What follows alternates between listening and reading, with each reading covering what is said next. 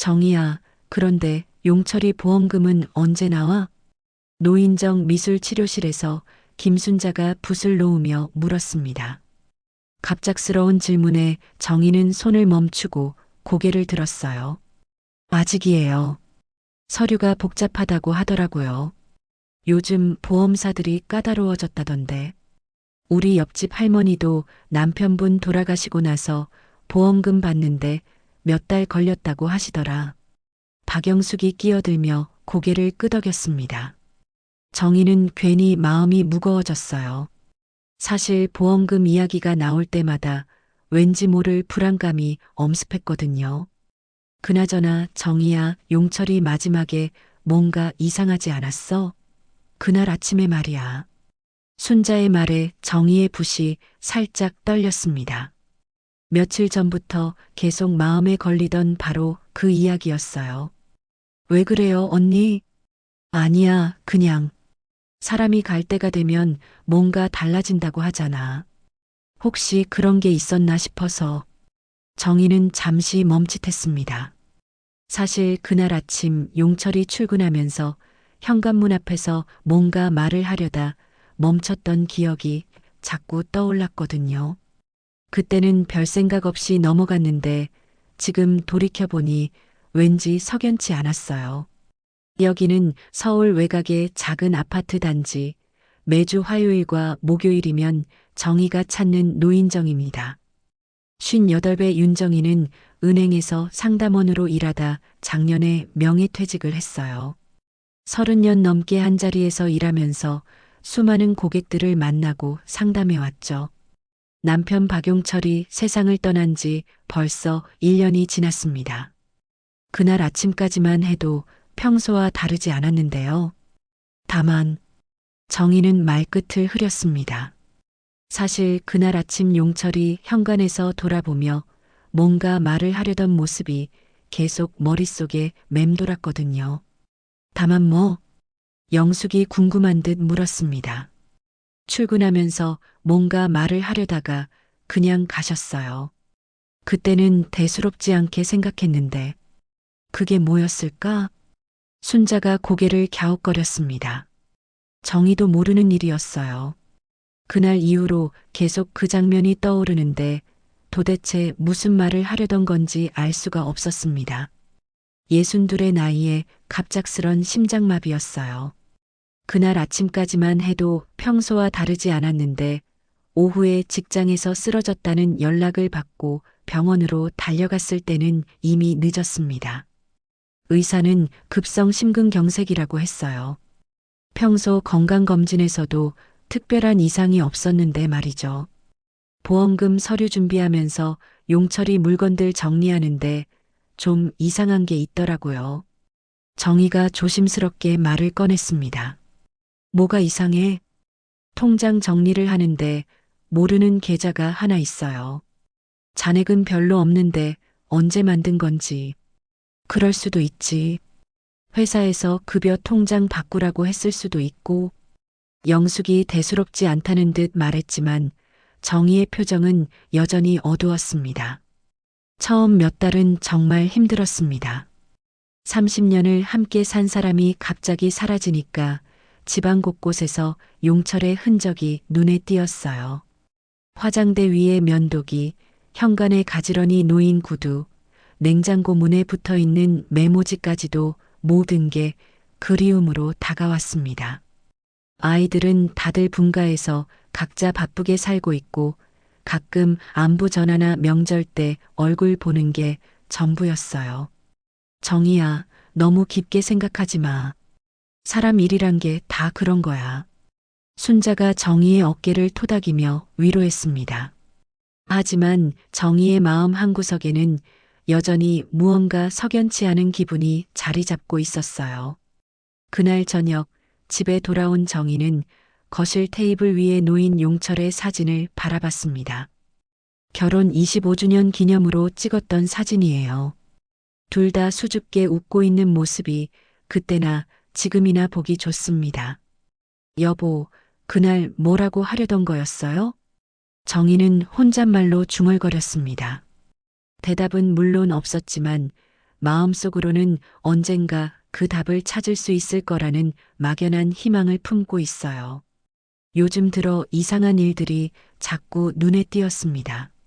모르는 통장, 그날 아침에 이상한 행동, 그리고 보험금 처리가 계속 지연되는 것까지. 혹시 이 모든 게 우연의 일치일까요? 아니면 뭔가 다른 이유가 있는 걸까요? 밤이 깊어갈수록 집안은 더욱 조용해집니다. 예전엔 용철이 늦게 들어와도 현관문 여는 소리, 슬리퍼 신는 소리, 화장실 가는 소리 등등 작은 생활음들이 집안을 채웠는데 지금은 정이 혼자만의 소리뿐입니다. 그래도 이제는 그 적막함에도 어느 정도 익숙해졌어요. 하지만 오늘 밤은 왠지 잠이 오지 않을 것 같았습니다. 친구들과 나눈 대화가 자꾸 머릿속에 맴돌았거든요. 정희가 설거지를 하고 있는데 전화벨이 울렸습니다. 오후 2시쯤이었어요. 평소 이 시간대에는 보험 설계사나 텔레마케팅 전화가 많이 와서 받기 싫었지만 혹시나 해서 전화를 들었습니다. 안녕하세요. 한국생명보험입니다. 윤정희 고객님이시죠? 네, 맞습니다. 고객님, 남편분 박용철님의 생명보험금 청구건으로 연락드렸습니다. 정희의 가슴이 두근거렸어요.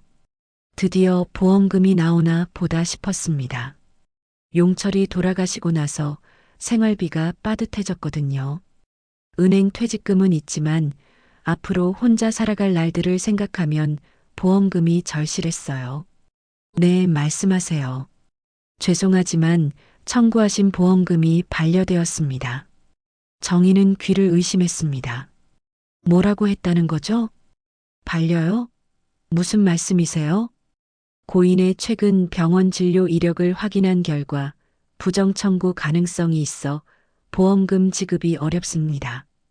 진료 이력이요? 무슨 소리예요? 저희 남편은 사망 당시 병원에 다닌 적이 없어요. 정희의 목소리가 높아졌습니다. 용철은 평소 병원 가는 걸 워낙 싫어해서 몸이 아파도 잘 안 갔거든요. 마지막 건강검진도 회사에서 받은 게 전부였어요. 고객님, 저희가 확인한 바로는 고인이 사망 신고 이후에도 병원을 이용한 기록이 있습니다. 그럴 리가 없어요. 우리 남편은 작년 3월에 돌아가셨다고요. 전화 너머로 서류 넘기는 소리가 들렸습니다. 고객님, 관련 서류를 우편으로 발송해 드리겠습니다. 확인하시고 이의가 있으시면 연락 주시기 바랍니다. 잠깐만요. 지금 당장 설명해 주세요. 하지만 보험사 직원은 자세한 내용은 서류로 확인하시기 바랍니다라고만 반복했습니다. 정희는 화가 났지만 어쩔 수 없이 전화를 끊었어요. 손이 떨렸습니다.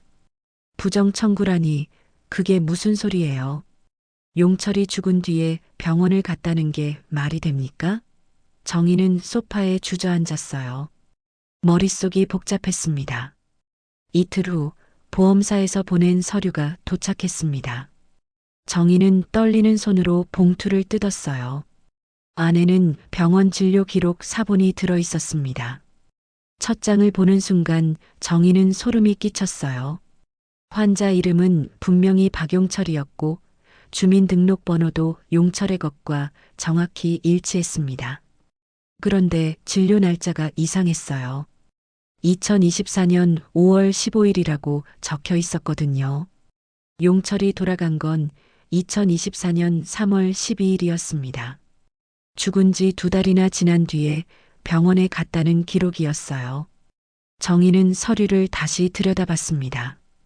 혹시 날짜를 잘못 본 건 아닐까 싶어서요. 더 충격적인 건 접수 방법이었습니다.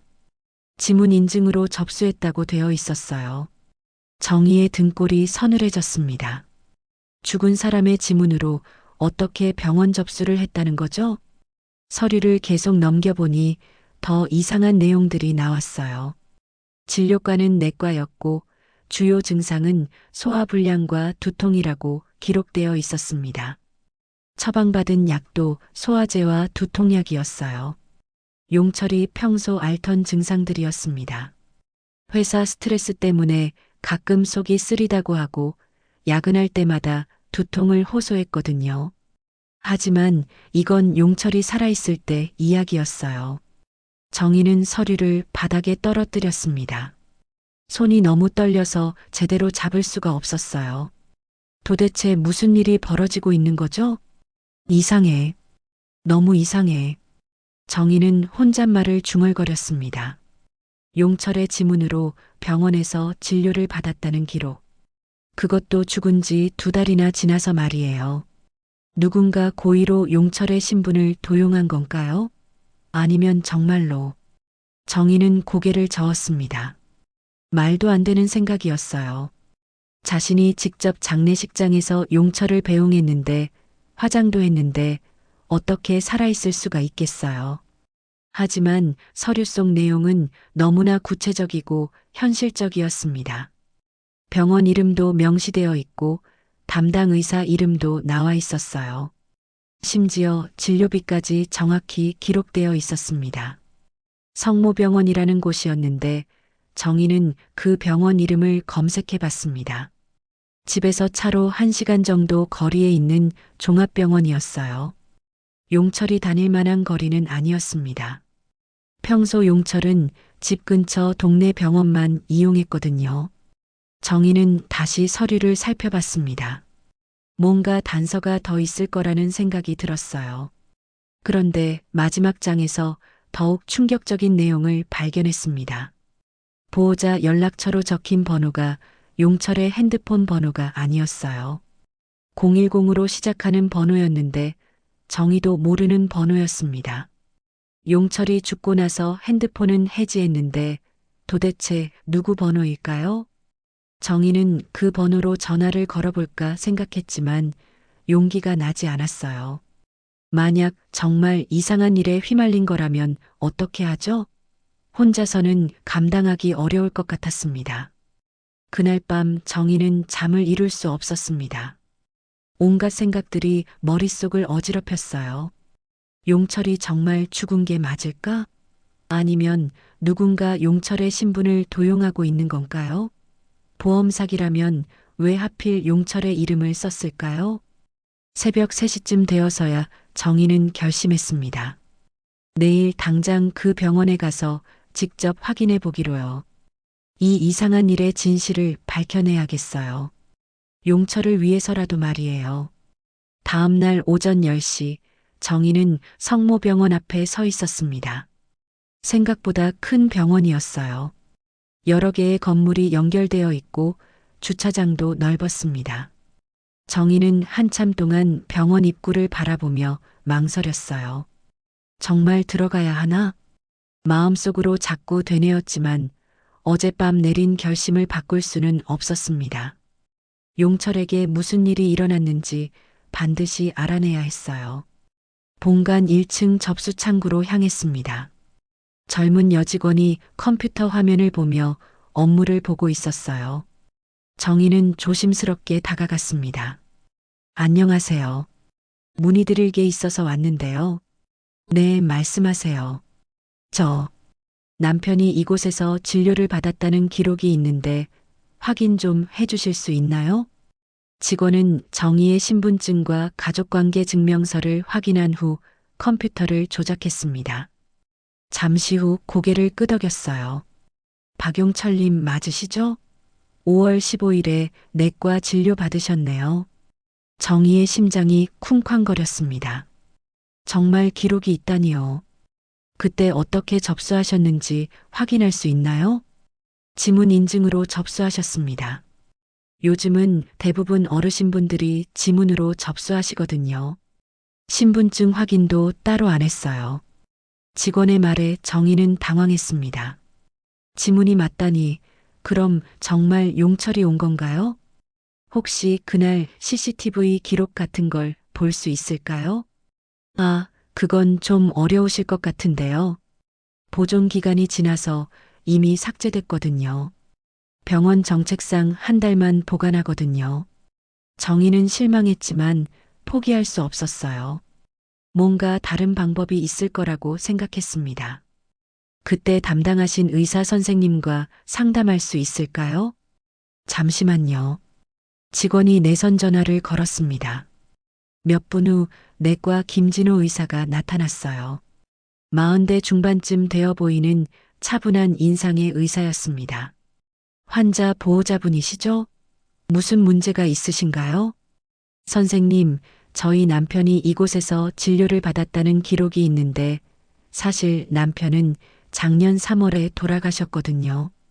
김진호 의사의 표정이 당황스러워졌습니다. 그게 무슨 말씀이세요? 5월 15일에 박용철이라는 이름으로 진료를 받았다고 하는데 그분은 이미 2달 전에 세상을 떠났어요. 의사는 잠시 생각에 잠겼습니다. 확실히 이상하긴 하네요. 그날 환자분을 직접 진료했는데 평범한 중년 남성이었거든요. 소화불량과 두통을 호소하셔서 약을 처방해 드렸는데 어떤 분이셨어요? 외모는 어떠셨나요? 정확히는 기억나지 않아요. 워낙 많은 환자를 보다 보니까. 하지만 특별히 이상한 점은 없었던 것 같은데요. 정의는 실망스러웠지만 다른 방법을 찾기로 했습니다. 병원을 나와서 주변을 둘러봤어요. 병원 앞에는 약국과 편의점, 작은 슈퍼마켓이 있었습니다. 먼저 약국으로 향했습니다. 중년 여성 약사가 카운터에서 약을 정리하고 있었어요. 안녕하세요. 혹시 문의드릴 게 있어서 왔는데요. 네, 뭐 도와드릴까요? 5월 15일에 이곳 성모병원에서 처방전을 가지고 오신 분이 있었을 텐데요. 박용철이라는 분이요. 약사는 잠시 생각하더니 고개를 끄덕였습니다. 아, 기억나요. 그날 좀 이상했거든요. 정희의 눈이 번쩍 뜨였어요. 뭐가 이상하셨나요? 처방전에는 박용철이라고 되어 있었는데 실제로 온 분은 나이가 젊어 보였어요. 목소리도 젊고 외모도 전혀 어르신 같지 않았거든요. 정말요? 네, 그래서 혹시 대리로 받으러 오신 건가 싶어서 물어봤는데 본인이라고 하시더라고요. 신분증 확인도 요청했는데 급하다고 하면서 그냥 가셨어요. 정희는 흥분했습니다. 드디어 단서를 찾은 것 같았어요.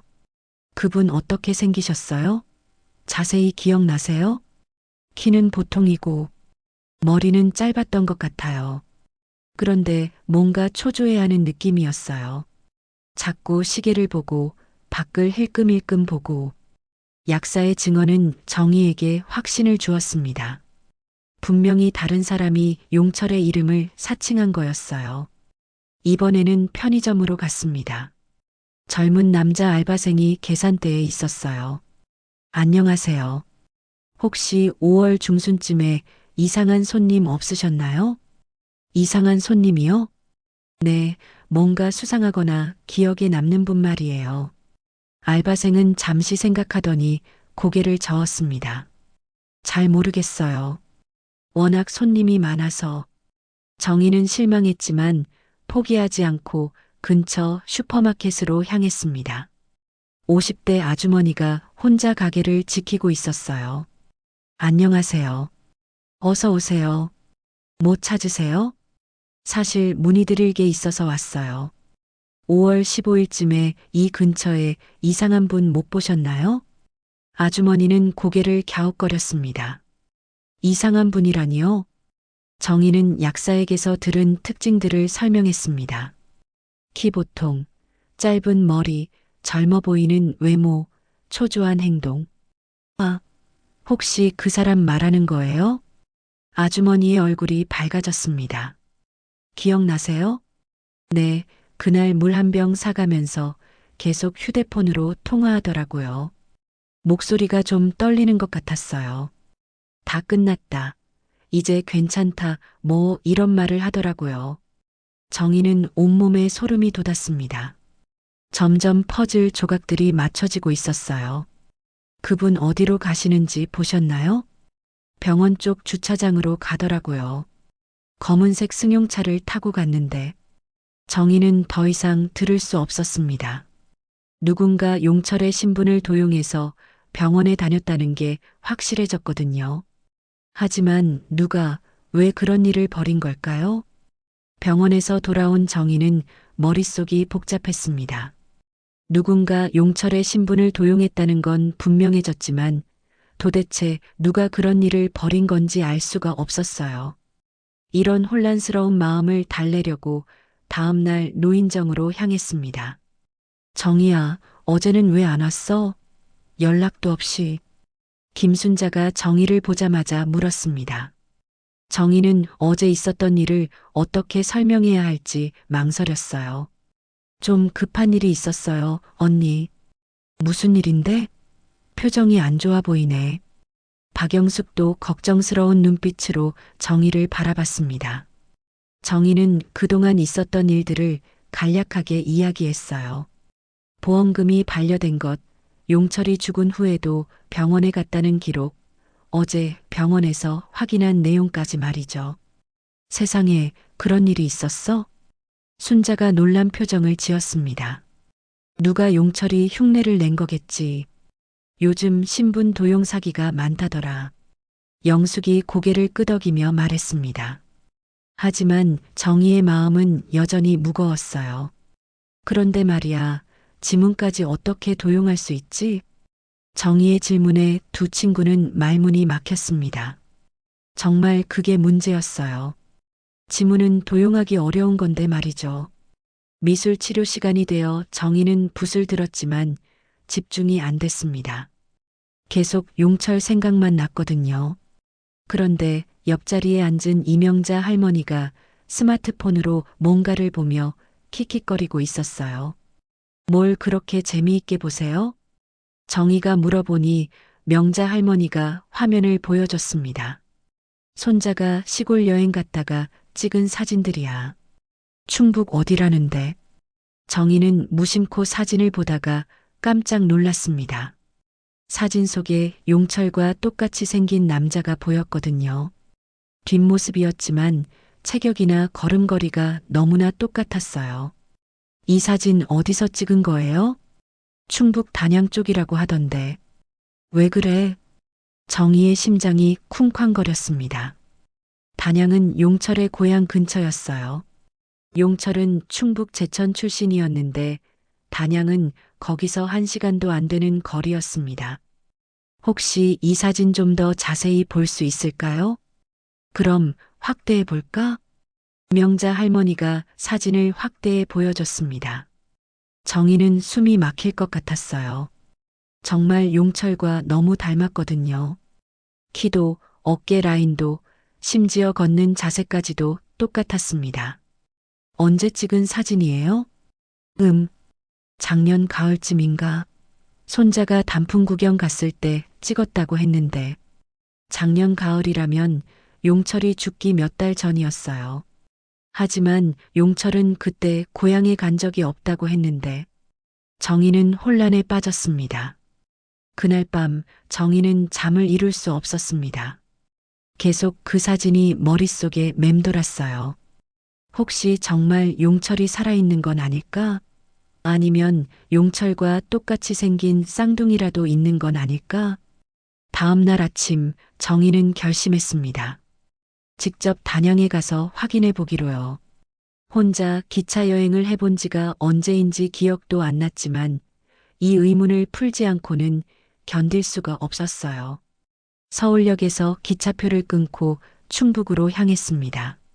창밖으로 지나가는 풍경을 보니 용철과 함께 여행했던 기억들이 떠올랐어요. 신혼 초에 용철의 고향에 갔을 때가 생각났습니다. 그때 용철이 얼마나 좋아했는지 모르겠어요. 단양역에 도착해서 정희는 택시를 탔습니다. 운전기사에게 명자 할머니 손자가 사진을 찍었다던 그 마을 이름을 말했어요. 아, 거기요? 조용한 시골 마을이에요. 요즘은 젊은 사람들이 사진 찍으러 많이 와요. 마을에 도착하니 정말 아름다운 곳이었습니다. 산으로 둘러싸여 있고 작은 개울이 흐르고 있었어요. 하지만 정희는 풍경을 감상할 여유가 없었습니다. 어디서부터 찾아야 할지 막막했어요. 마침 마을 입구에 작은 구멍가게가 있었습니다. 정희는 그곳으로 향했어요. 70대쯤 되어 보이는 할아버지가 가게를 지키고 있었습니다. 안녕하세요. 혹시 문의드릴 게 있어서 왔는데요. 네, 뭘 도와드릴까요? 정희는 용철의 사진을 보여줬습니다. 혹시 이런 분 보신 적 있으세요? 할아버지는 사진을 자세히 들여다봤습니다. 어디서 많이 본 것 같은데. 혹시 제천 쪽 사람 아닌가요? 맞아요. 제천 출신이에요. 언제 보셨어요? 작년에 한 번 왔었던 것 같은데. 그런데 이상했어요. 뭔가 숨어 다니는 것 같더라고요. 정희의 눈이 커졌습니다. 숨어 다닌다는 게 무슨 뜻이에요? 사람들 눈에 안 띄려고 하는 것 같았어요. 모자를 깊게 쓰고 선글라스도 끼고 마을 사람들과도 별로 이야기 안 하려고 하고 할아버지의 증언은 정희를 더욱 혼란스럽게 만들었습니다. 혹시 누구와 함께 왔나요? 아니요, 혼자 왔어요. 그런데 누군가와 계속 전화 통화를 하더라고요. 목소리가 좀 떨리는 것 같았어요. 정희는 온몸이 떨렸습니다. 점점 믿기 어려운 가능성이 현실로 다가오고 있었어요. 혹시 고등학교 동창 중에 이 근처 사는 분 아세요? 박용철이라고. 할아버지는 잠시 생각하더니 고개를 끄덕였습니다. 아, 용철이? 제천고등학교 나온 그 용철이 말이에요? 그 친구라면 바로 옆 마을에 사는 이정구가 동창이에요. 할아버지의 안내로 정희는 이정구의 집을 찾을 수 있었습니다. 작은 한옥집이었는데 마당에서 텃밭을 가꾸고 있는 60대 초반의 남자가 보였어요. 정희는 조심스럽게 다가갔습니다. 안녕하세요. 혹시 이정구 씨 맞으세요? 네, 맞는데요. 누구세요? 저는 박용철의 아내 윤정이라고 합니다. 이정구의 얼굴이 순간 굳어졌습니다. 호미를 떨어뜨리고 정희를 빤히 바라봤어요. 용철이 부인이요? 어떻게 여기까지? 남편에 대해 여쭤볼 게 있어서 왔어요. 혹시 시간 좀 내주실 수 있나요? 이정구는 잠시 망설이더니 고개를 끄덕였습니다. 집 안으로 들어오세요. 거실에 앉아 마주한 이정구의 표정은 어두웠습니다. 뭔가 말하기 어려운 일이 있는 것 같았어요. 사실 용철이가 작년에 여기 근처까지 왔었어요. 정말요? 언제쯤이었나요? 돌아가시기 한 달 전쯤이었나? 그런데 이상했어요. 완전히 다른 사람 같았거든요. 정희는 숨을 죽이고 이정구의 말을 들었습니다. 어떻게 다르셨다는 거예요? 평소 용철이는 당당하고 밝은 성격이었잖아요. 그런데 그날은 계속 주변을 두리번거리고 누군가 쫓아오는 것 같다고 하더라고요. 이정구는 잠시 말을 멈추고 찻잔을 들었습니다. 손이 약간 떨리고 있었어요. 그때 용철이가 한 말이 지금도 기억에 남아요. 자기가 너무 큰 실수를 했다고 이제 돌이킬 수 없다고 하더라고요. 무슨 실수요? 그게 말하기가 좀 그런데 이정구는 한참을 망설였습니다. 정희는 조급한 마음을 억누르며 기다렸어요. 용철이가 회사에서 큰 문제가 생겼다고 하더라고요. 친구 보증을 잘못 써서 억대의 빚을 지게 됐다고. 정희는 귀가 잘못 들었나 싶었습니다. 보증이요? 우리 남편이 누구 보증을 섰다고요? 고등학교 동창 중에 사업하는 친구가 있었거든요. 김태수라고. 용철이가 그 친구 보증을 섰는데 사업이 망하면서 빚이 용철이한테 다 넘어왔대요. 정희는 충격에 말을 잃었습니다. 용철이 그런 큰 빚이 있다는 걸 전혀 몰랐거든요. 얼마나 큰 빚이었나요? 10억은 넘었다고 하더라고요. 집도 팔고 모든 걸 정리해도 감당이 안 되는 금액이었어요. 정희는 현기증이 났습니다. 10억이라니 상상도 할 수 없는 금액이었어요. 그래서 용철이가 어떻게 하겠다고 했나요? 이정구는 더욱 어두운 표정을 지었습니다. 그때부터 이상한 소리를 하기 시작했어요. 자기가 죽으면 모든 게 해결된다고, 생명보험금으로 빚을 갚을 수 있다고. 정희의 온몸이 얼어붙었습니다. 설마 그게 처음엔 농담인 줄 알았어요. 하지만 용철이 표정이 너무 진지하더라고요. 그리고 며칠 후에 연락이 왔어요. 이정구는 주머니에서 오래된 휴대폰을 꺼냈습니다. 이 전화로 용철이가 연락했어요. 자기가 죽었다고 발표될 거라고, 하지만 실제로는 살아있을 거라고. 정희는 믿을 수 없었습니다. 그럼 남편이 정말 살아있다는 거예요? 모르겠어요. 그 후로는 연락이 없었거든요. 하지만 가끔 이 근처에서 용철이와 비슷한 사람을 본다는 이야기는 들었어요. 정희는 머릿속이 복잡했습니다. 용철이 정말 가짜 죽음을 꾸민 거라면 지금까지 자신이 믿고 있던 모든 게 거짓이었던 거죠. 그런데 어떻게 죽음을 가짜로 만들 수 있어요? 그건 저도 모르겠어요. 하지만 용철이가 마지막에 한 말이 있어요. 지문 조작하는 방법을 알았다고, 그걸로 모든 걸 해결할 수 있다고. 정희는 온몸에 소름이 돋았습니다. 지문 조작이라니, 그럼 병원에서 확인한 지문 인증도 조작된 거였나요? 혹시 그 기술자 연락처 같은 거 아세요? 아니요, 용철이가 자세한 건 말 안 했어요. 다만 서울 쪽에서 그런 일을 하는 사람을 만났다고는 했어요. 이정구는 잠시 망설이더니 다시 입을 열었습니다. 부인, 혹시 용철이한테서 이상한 전화나 연락 온 적 없어요? 없어요. 남편이 죽었다고 생각했으니까. 그럼 아직 모르실 수도 있겠네요. 뭘 모른다는 거예요? 이정구는 깊은 한숨을 쉬었습니다. 용철이가 마지막에 한 말이에요. 부인한테는 절대 말할 수 없다고, 부인까지 이 일에 휘말리게 할 수는 없다고. 정희는 분노와 배신감이 동시에 밀려왔습니다. 용철이 자신을 속이고 혼자서 모든 걸 결정했다는 게 믿어지지 않았어요. 그럼 우리 남편이 지금 어디 있는지 아세요? 정확히는 모르겠어요. 하지만 이 근처 어딘가에 숨어서 지내고 있을 가능성이 높아요. 가끔 목격담이 들리거든요. 정희는 이정구에게서 더 자세한 정보를 들으려고 했지만 이정구도 아는 게 많지 않았어요. 다만 한 가지 확실한 건 용철이 정말 살아있을 가능성이 높다는 거였습니다. 부인, 이 일은 정말 조심하셨으면 좋겠어요. 용철이가 상대하고 있는 사람들이 만만한 사람들이 아니거든요. 이정구의 경고에 정희는 긴장했습니다. 무슨 뜻이에요? 빚독촉하는 사람들이요. 용철이가 죽었다고 믿고 있으니까 지금은 안전하지만 만약 살아있다는 게 들통나면. 정희는 무서워졌습니다.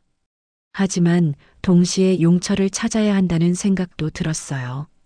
살아있다면 왜 자신에게 연락하지 않았는지, 왜 혼자서 모든 걸 감당하려고 했는지 따져 묻고 싶었습니다. 그날 밤 여관에서 정희는 잠을 이룰 수 없었습니다. 30년을 함께 산 남편이 이렇게 큰 비밀을 숨기고 있었다니요. 사랑했던 사람에 대한 믿음이 송두리째 흔들렸습니다. 다음 날 아침 정희는 이정구의 집을 다시 찾았습니다. 밤새 생각해보니 용철을 찾으려면 더 구체적인 정보가 필요했어요.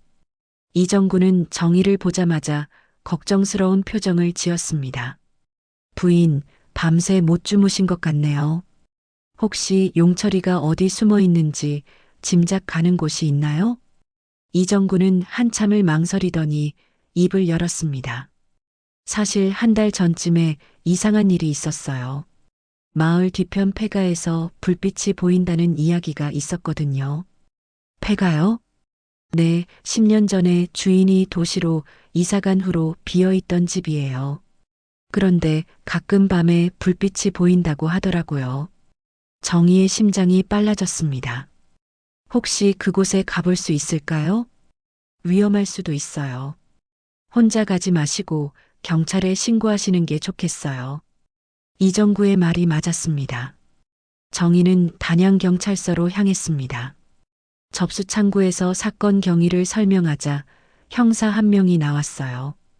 이종훈 형사라고 자신을 소개했습니다. 사망신고 위조라면 중대한 범죄입니다. 구체적인 증거가 있나요? 정희는 지금까지 수집한 모든 자료를 보여줬습니다. 병원 진료 기록, 약사와 상인들의 증언, 이정구의 이야기까지 말이에요. 흥미로운 사건이네요. 하지만 확실한 증거를 잡으려면 현장에서 직접 확인해야 합니다. 이종훈 형사는 정의와 함께 그 폐가로 향했습니다. 산 중턱에 있는 낡은 한옥집이었어요. 겉보기에는 정말 아무도 살지 않는 것 같았습니다. 조심스럽게 접근해 보겠습니다. 형사가 앞장서서 집 주변을 살폈습니다. 그런데 뒷마당에서 빨래가 널려 있는 걸 발견했어요. 또 창문 틈으로 미약한 불빛도 보였습니다. 누군가 살고 있는 게 확실하네요. 형사는 무전기로 지원을 요청했습니다. 잠시 후 경찰차 한 대가 더 도착했어요. 이제 본격적으로 집안을 확인할 시간이었습니다. 경찰입니다. 문 열어주세요. 형사가 문을 두드리며 소리쳤습니다. 한참 동안 아무 대답이 없었어요. 그런데 집안에서 뭔가 움직이는 소리가 들렸습니다. 도망치려는 것 같습니다. 다른 경찰관이 뒷문을 막으러 갔습니다. 이종훈 형사는 문을 강제로 열었어요. 집안은 어둠침침했지만 사람이 생활한 흔적이 역력했습니다. 누구 없습니까? 목소리가 집안에 울려 퍼졌습니다. 그때 안방에서 사람이 나왔어요. 모자를 깊게 쓰고 고개를 숙이고 있었지만 정희는 한눈에 알아볼 수 있었습니다. 용철이. 정희의 목소리는 떨렸습니다. 용철은 천천히 고개를 들었어요. 살이 많이 빠져서 초췌해 보였지만 분명히 정희가 알고 있던 그 사람이었습니다. 정희야. 용철의 목소리도 떨리고 있었어요. 두 사람은 한동안 서로를 말없이 바라봤습니다. 1년 만의 재회였지만 기쁨보다는 복잡한 감정들이 앞섰어요. 박용철 씨죠? 사망신고 위조 혐의로 조사받으셔야 합니다. 형사의 말에 용철은 고개를 끄덕였습니다. 네, 알겠습니다. 용철은 체념한 듯한 표정을 지었어요. 더 이상 숨을 곳도 없고 거짓말할 이유도 없었습니다. 경찰서로 이동하는 차 안에서 정희와 용철은 마주 앉았습니다. 정희는 분노와 슬픔, 그리고 안도감이 뒤섞인 복잡한 마음이었어요. 왜 그랬어요? 정희가 먼저 입을 열었습니다. 미안해, 정희야.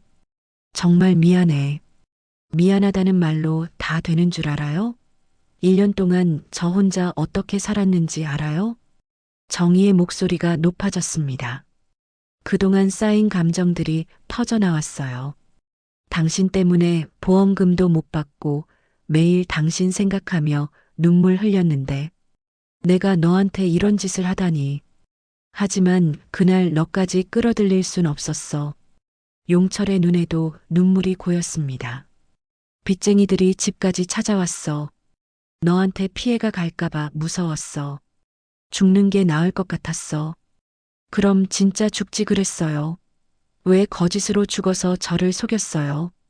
정희는 울음을 터뜨렸습니다. 1년 동안 참았던 모든 감정이 쏟아져 나왔어요. 처음엔 정말 죽으려고 했어. 하지만 막상 그 순간이 되니까 너 생각이 나더라. 너 혼자 남겨두고 갈 수가 없었어.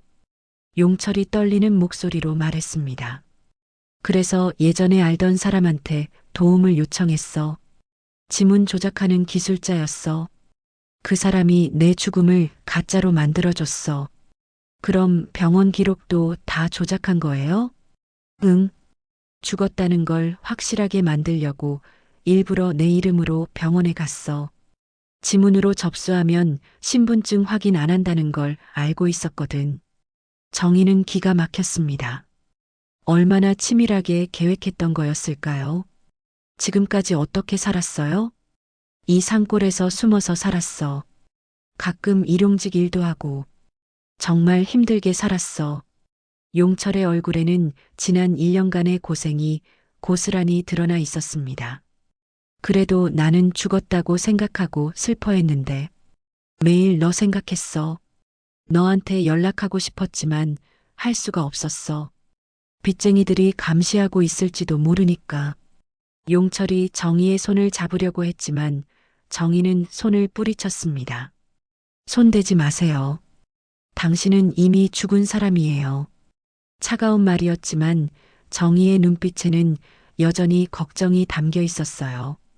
그 사람은 날 배신했지만 그 눈빛은 우리가 함께했던 수십 년의 시간을 부정할 수 없었습니다.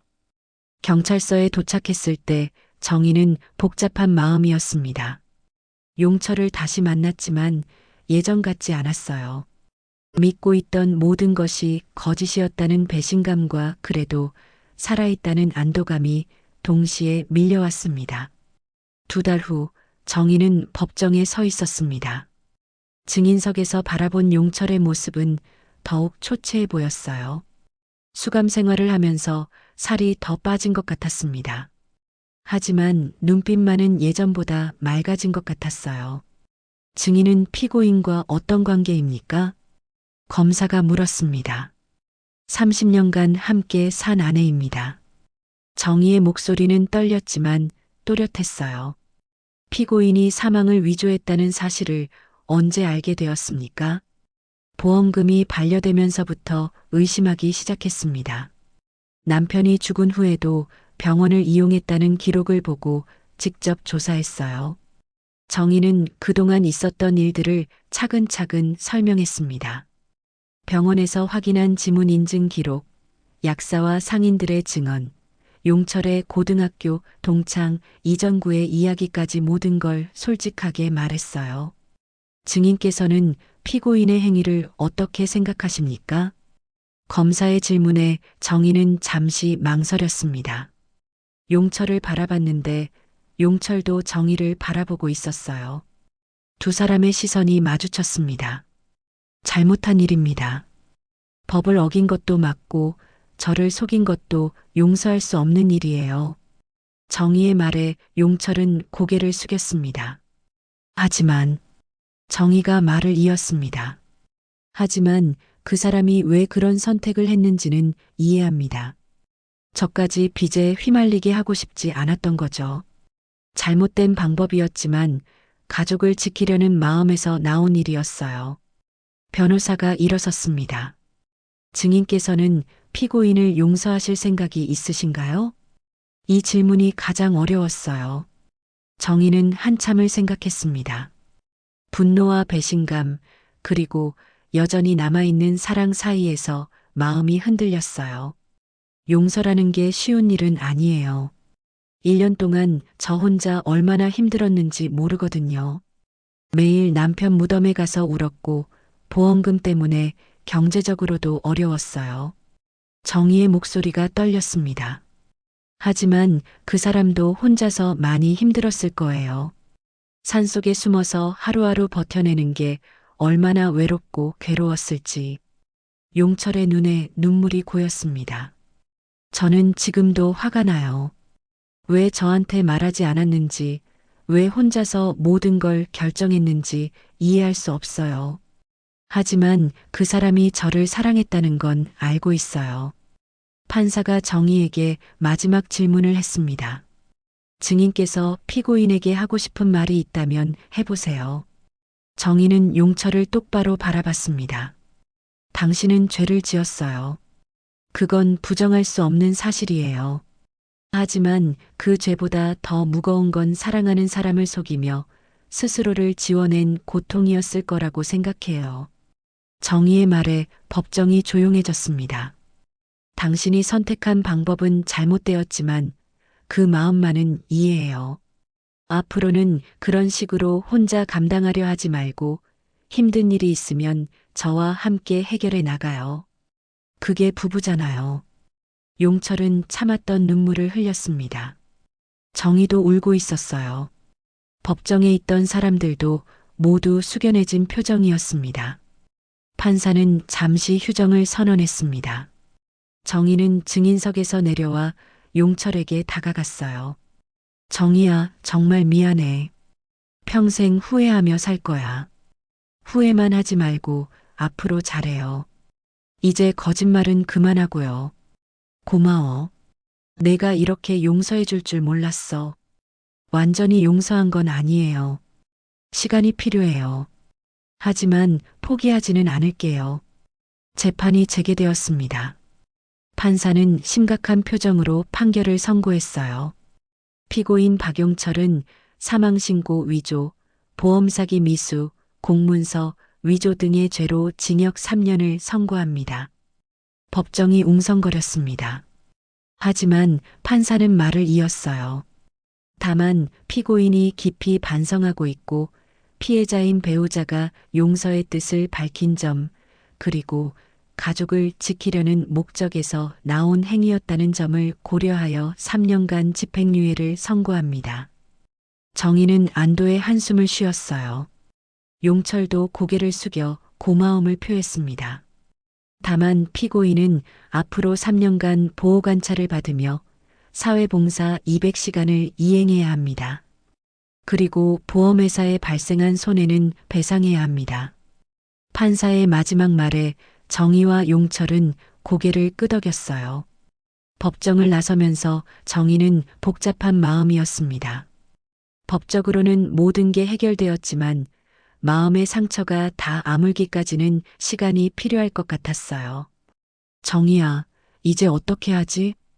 용철이 조심스럽게 물었습니다. 일단 집으로 가요. 그리고 천천히 다시 시작해봐요. 나를 받아줄 거야? 조건이 있어요. 앞으로는 무슨 일이 있어도 저한테 숨기지 말아요. 함께 해결해 나가는 거예요. 약속할게. 두 사람은 함께 집으로 향했습니다. 정희는 마음 한구석이 여전히 무거웠지만 이제는 혼자가 아니라는 생각에 조금 안심이 되었어요. 앞으로 많은 일들을 함께 헤쳐나가야 했지만 그래도 희망이 보였습니다. 법적 정의는 지켜졌고 이제 정의는 그 무거운 마음의 짐을 조금씩 내려놓을 수 있을 것 같았어요. 진실이 밝혀진 이상 더 이상 의심하며 살 필요도 없었고 용철도 거짓 속에서 벗어날 수 있게 되었으니까요. 1년이 지났습니다. 봄이 다시 찾아왔어요. 정희는 노인정 미술치료실에서 붓을 들고 있었습니다. 캔버스 위에는 두 사람의 뒷모습이 그려져 있었어요. 어디론가 함께 걸어가는 모습이었습니다. 정희 선생님, 오늘도 그 그림이네요. 김순자가 옆에서 말했습니다. 정희는 미소를 지었어요. 이제는 선생님이라고 불렸습니다. 지난해부터 노인정에서 미술치료 강사로 일하고 있거든요. 이 그림을 그리면 마음이 편해져요. 그 두 사람이 누구예요? 새로 온 할머니가 궁금해하며 물었습니다. 정희는 잠시 붓을 멈추고 생각했어요. 저와 제 남편이에요. 함께 새로운 길을 걸어가는 모습이죠. 남편분과 사이가 좋으신가 봐요. 정희는 복잡한 표정을 지었습니다. 좋다고 하기엔 아직 어색한 부분들이 있었거든요. 좋아지려고 노력하고 있어요. 시간이 필요한 일이죠. 용철과 함께 사는 지 1년이 되었지만 예전 같지는 않았어요. 서로 조심스러워하고 가끔은 어색한 침묵이 흐르기도 했습니다. 하지만 조금씩 나아지고 있었어요. 선생님, 오늘 오후에 교육 있죠? 박영숙이 물었습니다. 정희는 매주 수요일 오후마다 노인 대상 범죄 예방 교육을 하고 있었어요. 네, 오늘은 보이스피싱 예방에 대해 이야기할 예정이에요. 정희가 이 일을 시작한 건 자신의 경험 때문이었습니다. 용철의 일을 겪으면서 어르신들이나 가족들이 범죄에 얼마나 쉽게 노출될 수 있는지 깨달았거든요. 오후 2시 노인정 강당에는 30여 명의 어르신들이 모였습니다. 정희는 앞에 서서 차분하게 말을 시작했어요. 안녕하세요. 오늘은 보이스피싱에 대해 이야기해 볼게요. 혹시 여러분 중에 이상한 전화 받아보신 분 계세요? 몇 분이 손을 들었습니다. 경찰이라고 하면서 통장을 가지고 나오라고 하더라고요. 은행 직원이라며 비밀번호를 알려달라고 했어요. 정희는 고개를 끄덕였습니다. 바로 그런 게 보이스피싱이에요. 절대 믿으면 안 돼요. 정희는 자신의 경험도 조심스럽게 들려줬습니다. 물론 구체적인 내용은 말하지 않고 가족 간에도 숨겨진 일들이 있을 수 있다는 정도로만 설명했어요. 가장 중요한 건 의심하는 거예요.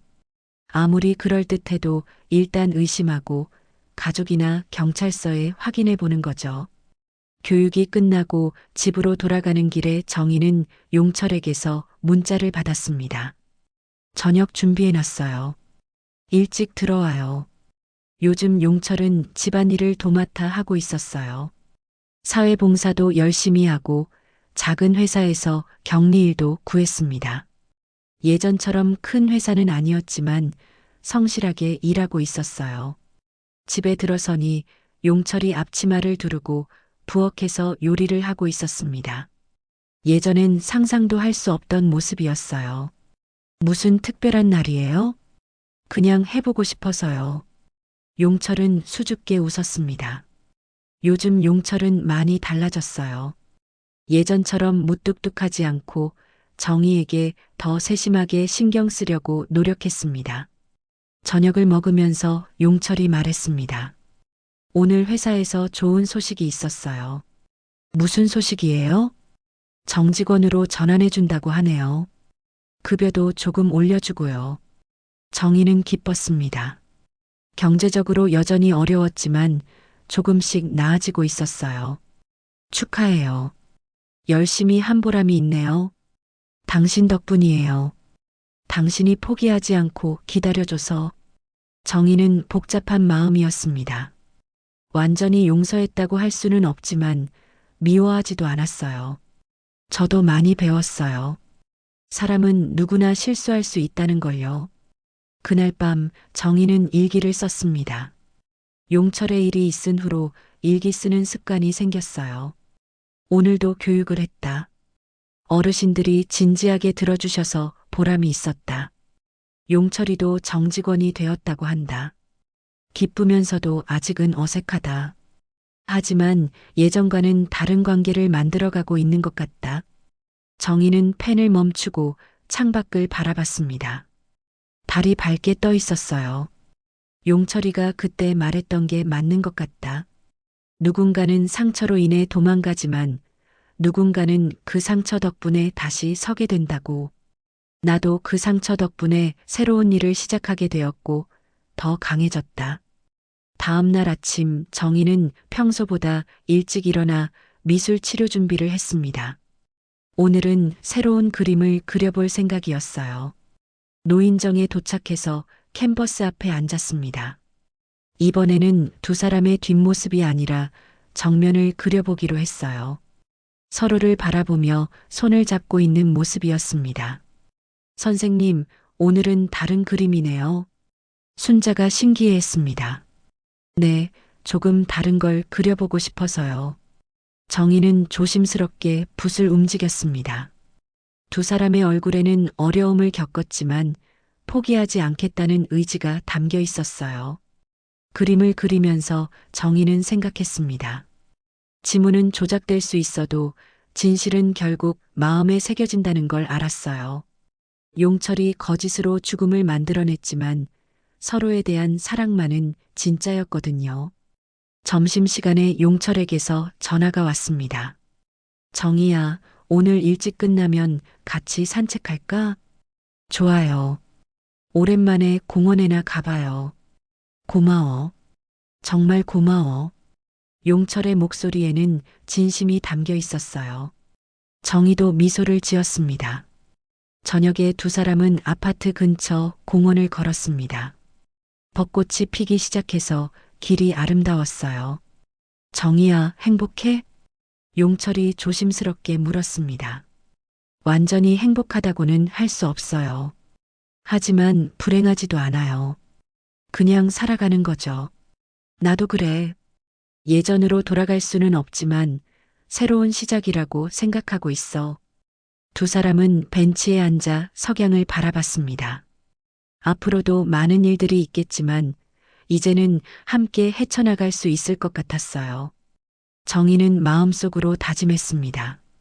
앞으로도 교육을 통해 더 많은 어르신들에게 도움이 되고 싶다고, 그리고 용철과도 천천히 새로운 관계를 만들어 가겠다고. 지문 아래 숨겨진 진실을 찾아가는 여정은 끝났지만 진짜 삶은 이제부터 시작이었습니다.